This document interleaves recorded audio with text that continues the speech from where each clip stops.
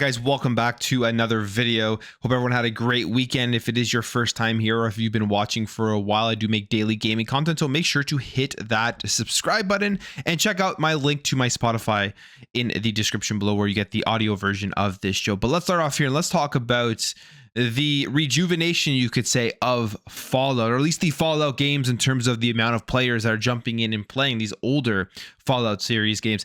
And it makes a lot of sense. We just got the Fallout TV series. I've only watched the first episode, but the first episode was phenomenal, so I'm excited to continue to get into it. And overall, the reviews and the acclaim for the show has been very, very high, as a lot of people are saying it is really good. People are comparing it to The Last of Us. We've seen some discourse online of people who like it better than The Last of Us, and there's taking the console wars over to the TV series, and you go through some of the comments. It's kind of funny to see that there's always going to be that battle between the IPs that are Xbox and the IPs that are PlayStation. But the Fallout TV series so far, from what, like I said, what I've seen in the first episode has been very good. And this is something that I'm not surprised to see happening, but because of the TV series, the Fallout games are getting a huge boost in their player count. We have this here from Insider Games saying the Fallout games got a 200% player count boost amid the TV show hype. So it says on Steam, the peak player count for Fallout 76 and Fallout have doubled in the last week as the Fallout hype train gathers pace. Here are the numbers at the time of writing compared to just 3 days ago on April 10th. So Fallout 4 is at 43,000 peak players. That's up from 18,000. Fallout 76 is 19,000 peak players. That's up from 10,000. You can see that big jump there. Fallout 3, which is funny, is here at 2,500 peak players, which is up from 813. So basically nobody was playing that game. Now it's gone up to over 2,000 players. And again, this is a 200% increase in players, and it makes complete sense. One of the things that we are seeing, and we've seen a lot throughout this generation, has been those video game, TV, movie spin-offs, and one of the reasons they do it is because they are able to get more eyes on these IPs, that they are spending lots of money in developing these games to try to bring in new fans or try to get older fans who jump back into their games and their IPs and get people playing that stuff. And this is what we've seen across, I believe this happened with The Last of Us. This I'm sure has happened with other TV shows that have come out. Even with Halo, people went out and probably played more Halo because of it. Then you have Fallout 76, which is a game that when it was first launched, just a lot of negativity surrounding it, but that game has greatly improved since they've launched it. And now people are going to go in and experience Fallout 76 in a state that is far better than at launch and probably stay playing it longer. Fallout 4 getting a big jump as well, as people are sitting here and waiting for the announcement and some more insight and information on Fallout 5, which won't be coming for a very, very long time. But this is what we will continue to see more of in expanding out these universes to reach a broader range of people. This kind of all goes in line with releasing games on multiple platforms, getting rid of the console exclusivity stuff, which we have seen throughout the generation. Putting these games into TV shows and reaching people that don't play games will bring more money into the franchises and allow these developers to continue to make their games, especially if they're spending upwards of $300 million to develop these big AAA games. All of this stuff plays into it. So pretty cool to see that Fallout is having a rejuvenation. We'll see how long this lasts. I feel like once the hype has died down for the season, everyone's kind of watched it, maybe those numbers will decrease significantly, or maybe they'll just fall off a bit and you'll still have people who have been now hooked to these Fallout games or introduce them as well because of the TV show continuing to play. So pretty cool stuff to see there. Now let's jump over here. Let's talk about Persona, because Persona 3 Reload came out and sold extremely, extremely well.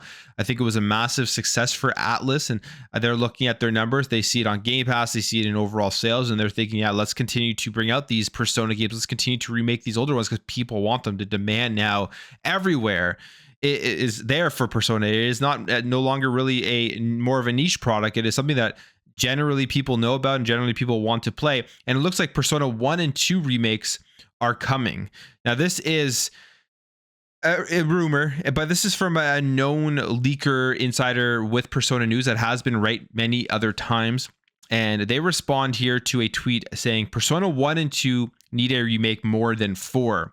It's not a hot take at all, guys. I'm pretty sure Atlas knows this too. Let's all take a deep breath. And then you have this insider here, MK. I don't really know how to say the name, but they're known for their Persona news saying, yes, P1 and P2 are going to receive remakes too. So I wonder if we will see these anytime soon, and will we see these at these upcoming showcases for the summer? Will we potentially hear about a remake at the Xbox showcase, because we did get Metaphor ReFantazio shown off for the first time at the Xbox showcase last year, and we know Sega and Xbox have a great relationship, and now all these Atlas games are coming onto Xbox and to Xbox Game Pass. I wonder if we will hear something about these remakes at this upcoming showcase, either the Xbox or maybe even at a PlayStation showcase, but it will be interesting to see what happens this summer. I'm sure Atlas is looking at their numbers and thinking, yeah, we got to put these out. We just got to put a bit of work into them, remake them, make them more modern for people to play, and they are going to sell millions of copies, similar to what they did with Persona 3 Reload. Now, when it comes to a game that from the Marvel Universe, Black Panther, coming from EA, it looks like it will be an open world game, as a job ad for helping create this game has been spotted here. It's a job listing, and you get more insight as to what the game is all about. It says, a job listing by new EA studio Cliffhanger Games seeks a principal sandbox designer to work on Marvel's Black Panther, which again, it's not surprising that this would be an open world game, but I guess you also look at a game like Marvel's 1943, which looks more linear, highly cinematic. Maybe people thought this Black Panther game would be going more along those lines, but I think it's good to have a mixture of different styles of games in the Marvel universe. And this is what the job listing here specifically says. Drawing upon a deep understanding of technical design principles and a passion for creating immersive sandbox experiences, this role demands close collaboration with design teams, AI engineering, and technical art departments to bring our game world to life. I mean, I'm kind of looking forward to that. I do like the smaller cinematic games at times, but I am definitely, I would say, more of that open world person when it comes to games. Like, I love those big Assassin's Creed open world games, and just playing that one game, spending lots of hours into it and kind of exploring the entire world. Although with time constraints, it's getting a little bit harder, but I definitely would like to see a game that has very good traversal mechanics and lots of fun gameplay and exploration in the Marvel universe. So Black Panther could be that one. We'll see how this game does end up turning out. Let's talk about the PS5 Pro now. We've heard all the specs about the PlayStation 5 Pro, and it looks like everything that has been leaked is essentially true. And it's not that, I guess, exciting when you really compare what they are doing from the OG PS5 to what they're going to be putting out with the Pro. And Tom Warren here just kind of confirms everything that we are hearing is true. And the question now is going to be, when are we getting that announcement for the PlayStation 5 Pro? But here's what he tweets out. I've seen the many PS5 Pro dev docs, and Sony has made some interesting choices for its next console. The PS5 Pro CPU will target 3.85 GHz, 10% more than the PlayStation 5 in a new high CPU frequency mode. And this is the main thing that everyone is scratching their head about, because a lot of these games that are having FPS problems are CPU bottlenecked, and this 10% boost isn't going to give a locked 60 FPS 4K that people are speculating this console could do. The thing is, what is going to be the secret sauce on top of this 10% boost that potentially will give that? And we've heard about the PSSR, and that may be the thing that helps push these games to a more stable 60 frames per second. We also heard about the analysis from Digital Foundry on what this could mean, and they were basically saying that this 10% boost is going to do nothing other than potentially stabilize games at 30 frames per second, but you're not going to get a locked, solid 60 FPS. So people are scratching their heads as to why put out a PS5 Pro with only a 10% CPU boost. And then there's also the other side where it's the GPU is 45% better, but again, it's where the CPU bottleneck is coming in here that is hurting these games that need those 60 FPS.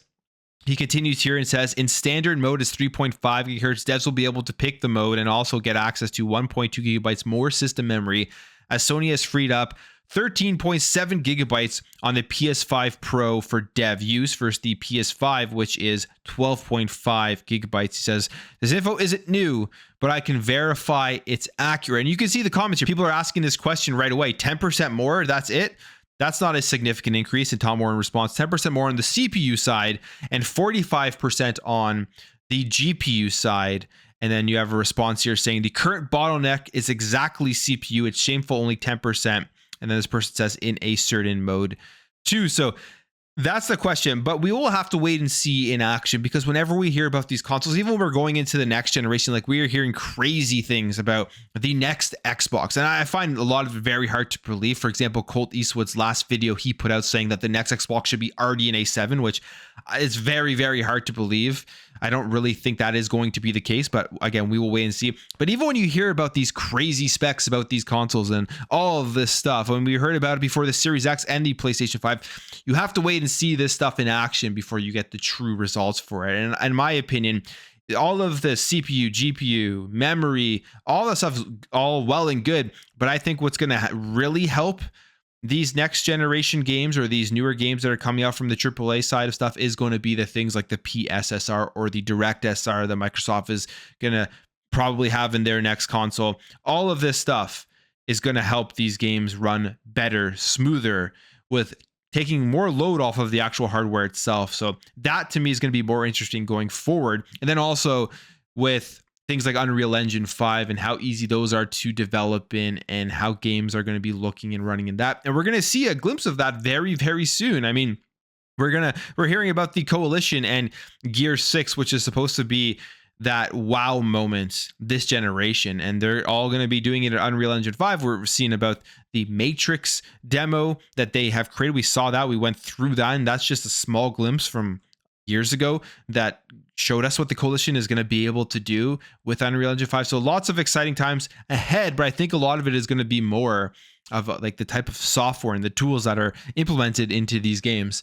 And which is kind of ironic, as we've been hearing about the tools all this generation, they really have not been implemented. So fingers crossed that they actually start doing that now going forward with the future of these major games that are very taxing on these systems, because you have to keep in mind, they still need to keep these consoles at a price that are affordable to the console user base. It's not going to be $1,000 console. It's going to be probably still within that $500 range. All right, let's jump over here. Let's talk about Final Fantasy VII, because as soon as this game released, Final Fantasy VII Rebirth, there was that discussion about sales and whether locking it to the PlayStation 5 was a good thing or a bad thing. And all of the early results were pointing towards that they would have been far better releasing this as a multi-platform game to get more sales out of it. And we can kind of now, I would say, almost confirm that. We have this quote here from this person on X, quote tweeting this other person talking about the games itself and the sales. And the person's quote tweet says, "I'm just saying the obvious. Gamer target audience as nerdy male virgin. Do you want to sell to them? You better cater to demand. Come on, you think Final Fantasy VII Rebirth made historical sales because of good story, great gameplay?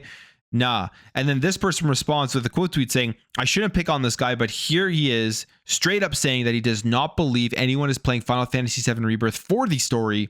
A sentence so mind-boggling that I have to take a break from Twitter. I am sorry." And I would agree. I mean, the Final Fantasy VII story is awesome, so people will be playing it for that. But there is also the crowd that are playing it for the girls in the game. I mean, that's just the reality of the situation. But that's not the point here. The point here is this response from Daniel Ahmad saying, "Also, not to be that guy, but Rebirth is underperforming sales-wise. Not that sales performance is related to what the guy said." Then someone responds and says, "How is it underperforming? Care to explain or share any sources that suggest that beyond what came today, that it's at peak 2.23 million active players played it?" And Daniel Ahmad responds to that saying, "It's selling about half of what Remakes sold in the same time frame and looks like it'll have a weaker tail prior to any PlayStation Plus like release." And the sources he is saying here, equity research reports who are getting the data from the usual tracker. So there you have it. It looks like Final Fantasy VII Rebirth is not doing as well as Remake. And you could ask that question, why is it not doing as well? And I think there's a couple of reasons. First of all, I mean, you think about when Remake, the lead up to it, people were wondering if it was actually going to happen. And then there was that initial trailer that just was insane hype, and people realized it was happening. Then there was just the wait and anticipation as to how this game was going to play and look, as it is a classic Final Fantasy VII, one of the most popular games that was released. So people were extremely just only tunnel visioned on the first iteration of the remake for Final Fantasy VII. And now as Final Fantasy VII Rebirth comes out, yes, people are excited, but you also look at the numbers. How many people played or bought the remake and didn't finish it? How many people were all hyped for the game and then when it came out didn't actually get into it as much, and those numbers are going to fall off even as we go forward into the third game that they are working on, that is going to be coming out. So that isn't surprising. I'm not surprised that the sequel to Final Fantasy VII Remake, which is just a continuation of the story, is less than the first one. But then there's also the other question as to, because of that, I'm sure they have data and analytics that would have suggested that this game was going to sell slightly less, or maybe even largely less than the first one. If they were to have released it on Xbox, or they ever have to release it on PC day and date, would that have greatly helped the overall sales of the game? And I think the answer is absolutely yes. They would have done a lot more sales, and it probably would have been better if they would have signed this, if they wanted to beg for the exclusivity deal, to only sign it for part one of the game. I think signing it for all three parts is probably a miss on Square Enix, and this is what they're looking at. They're probably thinking they're not going to do something like this going forward, which is what we are kind of seeing as they are expanding out their reach and expanding out where their games do release. So I think that definitely has an effect. Specifically, in my opinion, will be not releasing a day and date on PC, whether it's exclusive to Xbox or exclusive to PlayStation. Whatever those developers decide to go with when they get these bags, PC is a huge pie that they are missing out on when signing those deals. So that bag really needs to be huge for those developers to not want to release their games day and date on PC.